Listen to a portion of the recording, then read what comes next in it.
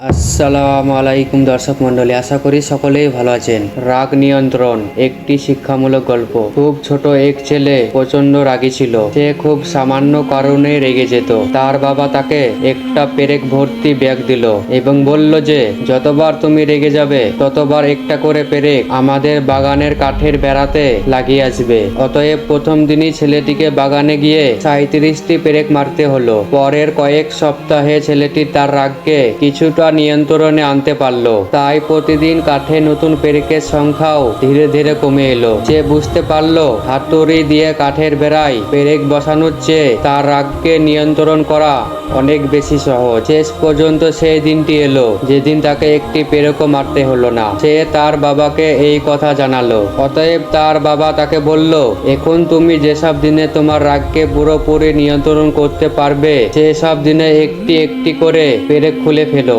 এদিকে অনেক দিন চলে গেল এবং ছেলেটি একদিন তার বাবাকে জানালো যে সব পেরেকই সে খুলে ফেলতে সক্ষম হয়েছে। তার বাবা এবার তাকে নিয়ে বাগানে গেল এবং কাঠের বেড়াটি দেখিয়ে বলল, তুমি খুব ভালোভাবে তোমার কাজ সম্পূর্ণ করেছো।